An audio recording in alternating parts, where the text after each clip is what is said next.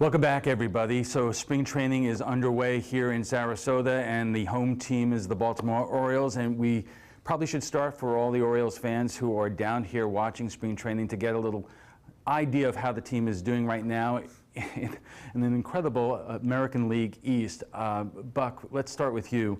The Yankees, they got Giancarlo Stanton in the offseason. The Red Sox signed J.D. Martinez. A lot of Baltimore fans are wondering and hoping whether the Orioles are here to, in terms of being able to really compete for the AL title this year. Yes. It kind of falls underneath what new. They do that every year, and we have all the funds and all the support that we need to compete. We just have to continue to know who we are and how we have to do it. We took a little step back after a lot of steps forward last year, and I think our guys have a quiet burn about getting back to the level that we're used to here. What they do and how they choose to go about it, we don't really pay much attention to it. We have the people to compete. We have to get better pitching-wise, obviously, and that's what we're doing here, trying to improve on that and also do some other things. But being here in Sarasota, we've eliminated one big excuse we've had in the past, and that's the facility and the spring training, the year-round presence we have here, and it's just been a godsend for us. John, a story just came out in one of the papers in terms of ranking all the spring training facilities in Florida, and it has you up at the top. How did that come about in terms of not only what the team put into it, but what the community went into it, and why do you think that this facility has been ranked so highly? Well, it came about really because about 10 years ago, I was fortunate enough to come over to Sarasota for the first time and spend some time with folks here talking about the Orioles, making this our permanent community, our permanent year-round home. And through the efforts of a lot of folks, both at the club and around the business and nonprofit community, we were able to put that opportunity together.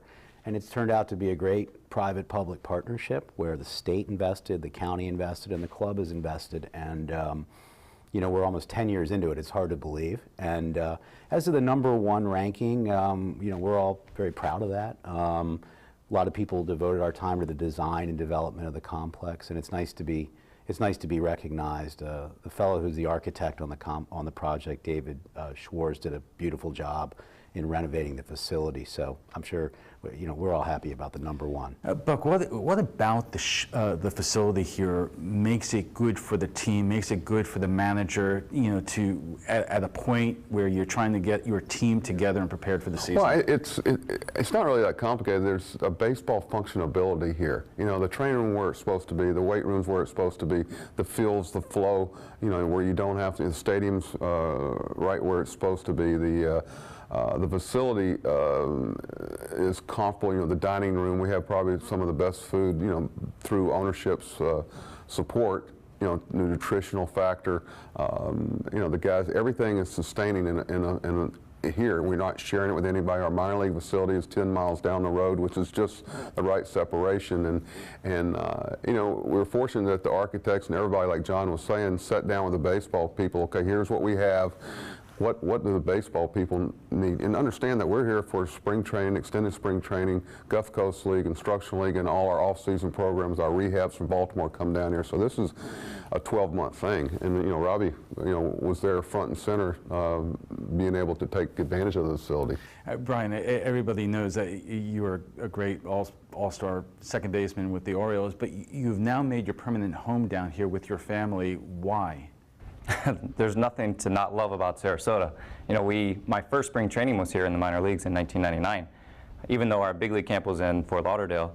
So I got my first taste of Sarasota, I guess, back then. And then when our camp moved here in 2010, my wife and I decided to move from Arizona.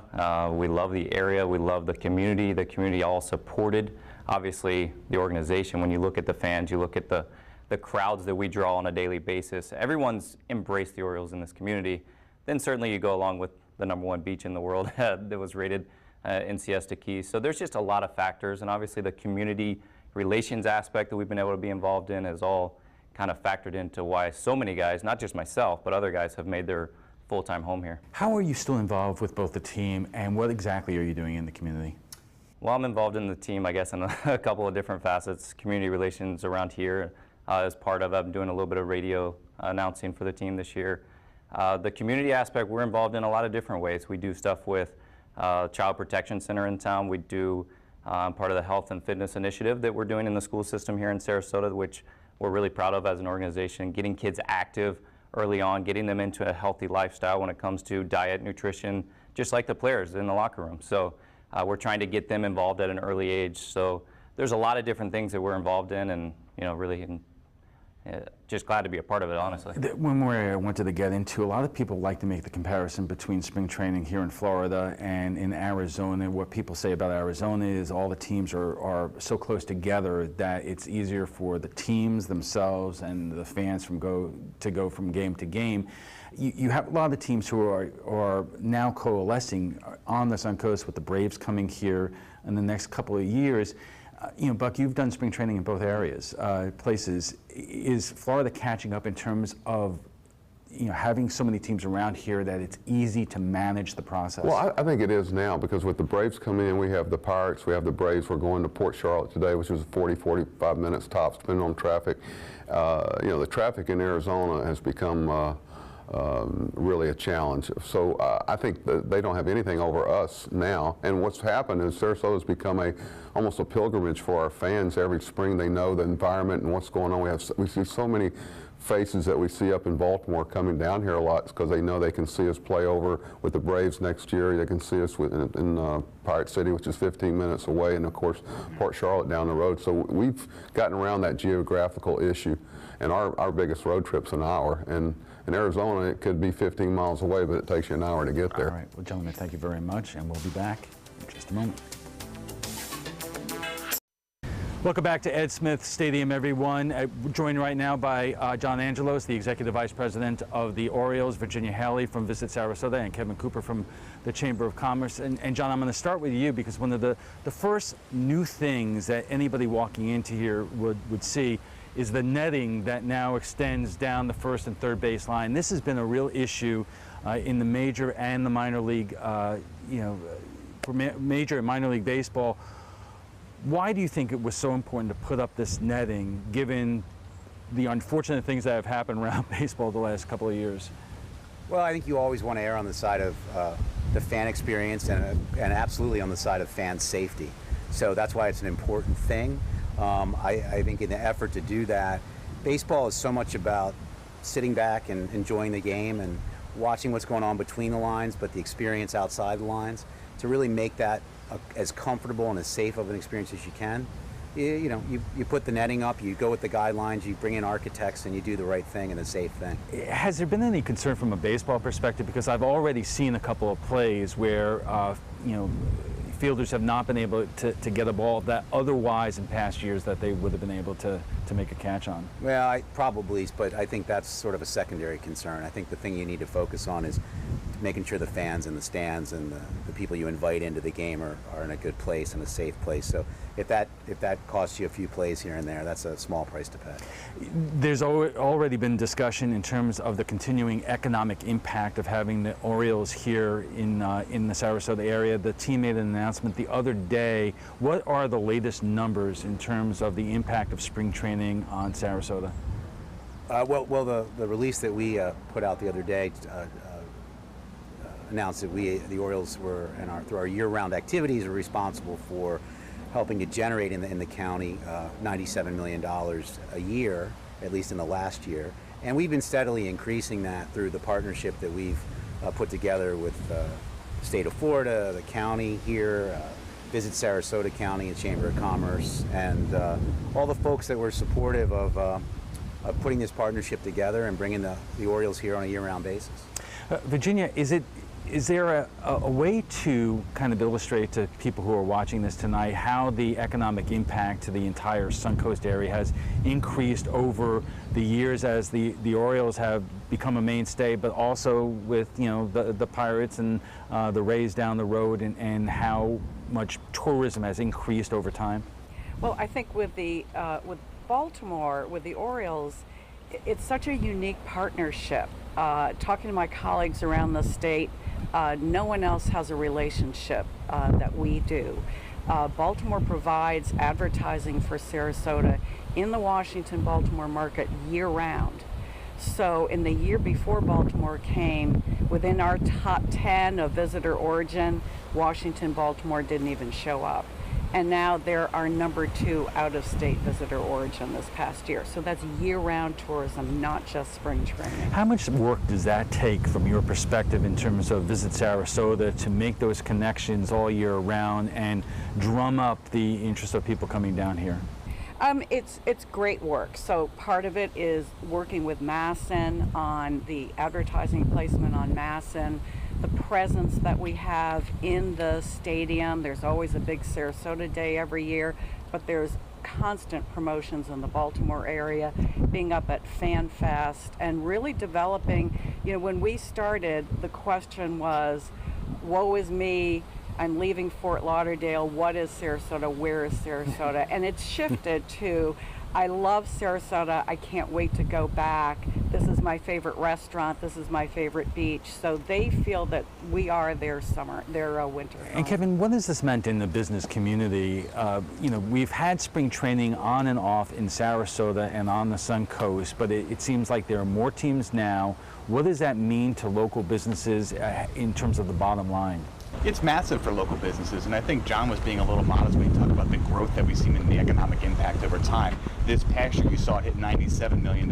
The year prior, it was 89. The year before that, it was 81. So what we've seen is a growth over 2 years of $16 million in growth. We've had more than $500 million of economic impact since we've been here, and a lot of that funnels right through local businesses right here in Sarasota County year-round. John, we're talking about the state of baseball. There are a lot of moving parts in terms of the industry right now and the competition with other sports. Just from the Orioles' perspective, how is the team and Major League Baseball doing right now? Because you have things with free agency and so forth. Just put it in perspective for folks. The organization's doing well.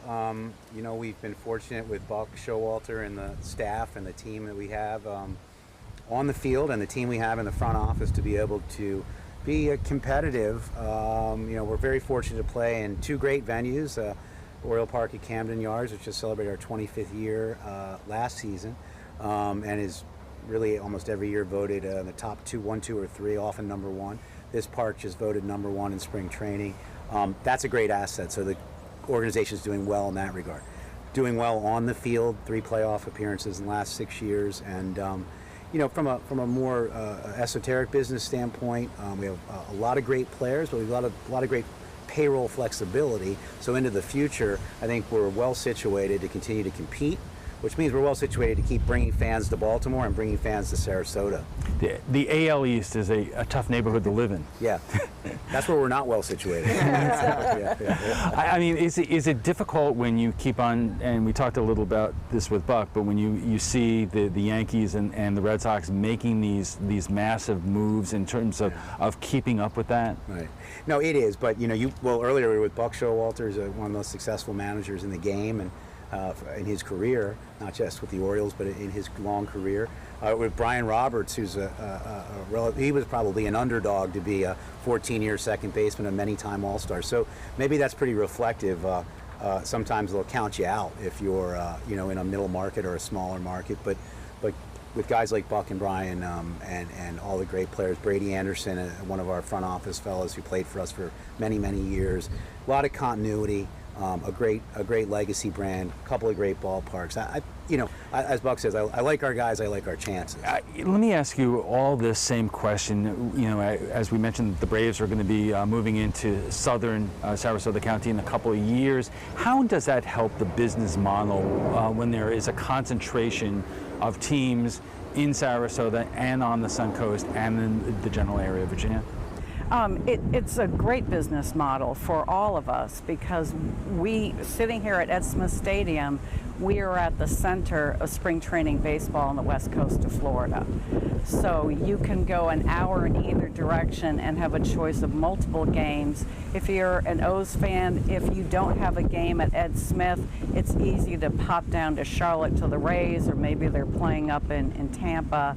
So it's really created this baseball lover's paradise on the West Coast. And Kevin, have you seen the business advantage extend beyond just our general area here in terms of the industry of spring training? Yeah, absolutely. And what you see is you kind of have these two different types of fan. I think Virginia just touched on them. You have the really hardcore Baltimore Orioles fans that are coming down from the BWI market and they want to spend a lot of time here and watch the Orioles. But then you have the other type of spring training fan that just wants the experience. They want to bounce around, they want to check out the different parks, they want to see the different teams, they want to get the autographs. And when you become a critical mass like we're becoming right now, you get the best of both worlds in that. And it has a ripple effect in terms of the economic impact, but also just the experiential impact of introducing our slice of paradise to everyone around the country. Okay, we have to take a quick break and we'll be back for final thoughts in just a moment. Welcome back, everyone. Time for final thoughts. And John, let me start with you. Spring training is just getting underway, but give us a sense of how the team is doing here in Sarasota. In terms of this stadium and this facility, just voted like one of the best in spring training in Florida. Well, the team couldn't be happier with the partnership. It's a great facility, designed by baseball people as to the training academy, designed by a great architect in David Schwartz as to the stadium. So it's the best of our year-round operations for the players and the coaches, and putting good teams on the field. And it's the best, I think, in terms of amenities for the fans who come and visit the community and spend time watching baseball and visiting beaches and doing all that stuff. And Virginia, in terms of the economic boost of spring training tourism to the Suncoast, how have you seen it again grow over time? Well, I think it's very visible. You have only to look at the incredible investment of millions and millions of dollars in new hotel product, and then the existing hotels all doing upgrades. That's a testament to growing the industry and that we're able to attract that kind of investment to Sarasota. And Kevin, in terms of the business community, do we reach a saturation point where there's just so much that spring training baseball can do for the business community, or is there a lot of room to grow from here?